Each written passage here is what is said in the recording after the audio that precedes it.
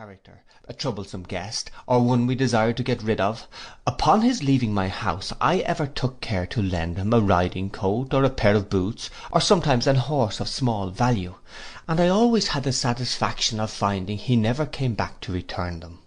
By this the house was cleared of such as we did not like, but never was the family of Wakefield known to turn the traveller or the poor dependent out of doors. Thus we lived several years in a state of much happiness. Not but that we sometimes had those little rubs which Providence sends to enhance the value of its favours.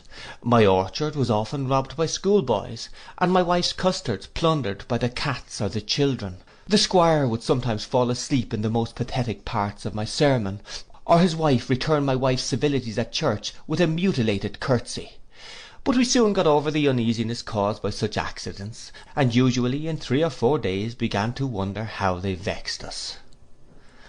My children, the offspring of temperance, as they were educated without softness, so they were at once well formed and healthy.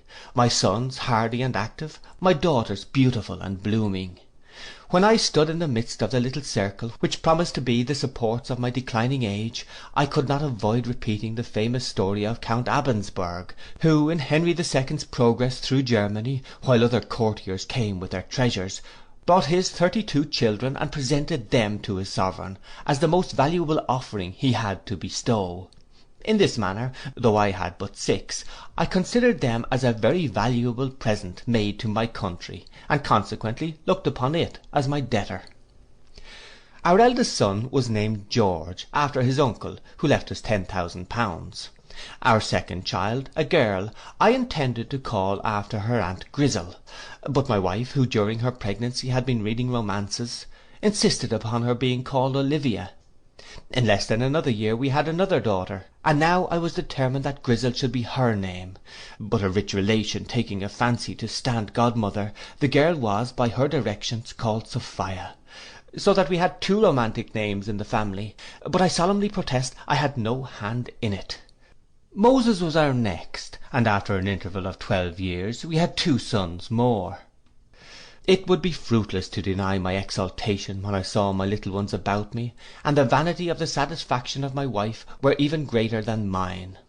When our visitors would say, "Well, upon my word, Mrs Primrose, you have the finest children in the whole country," "Ay, neighbour," she would answer, "they are as heaven made them, handsome enough if they be good enough, for handsome is that handsome does," and then she would bid the girls hold up their heads, who, to conceal nothing, were certainly very handsome.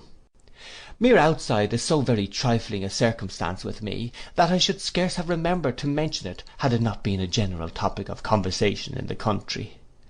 Olivia, now about 18, had that luxuriance of beauty with which painters generally drew Hebe, open, sprightly, and commanding. Sophia's features were not so striking at first, but often did more certain execution, for they were soft, modest, and alluring. The one vanquished by a single blow, the other by efforts successfully repeated. The temper of a woman is generally formed on the turn of her features, at least it was so with my daughters. Olivia wished for many lovers, Sophia to secure one.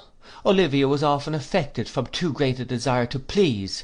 Sophia even repressed excellence from her fears to offend.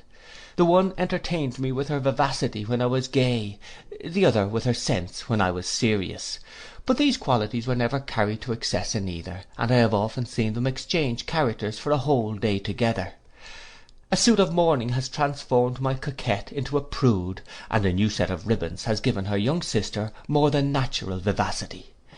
My eldest son George was bred at Oxford, as I intended him for one of the learned professions.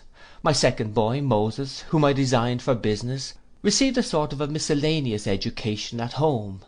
But it is needless to attempt describing the particular characters of young people that had seen but very little of the world.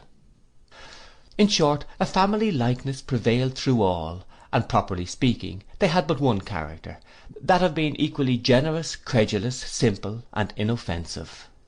End of chapter 1.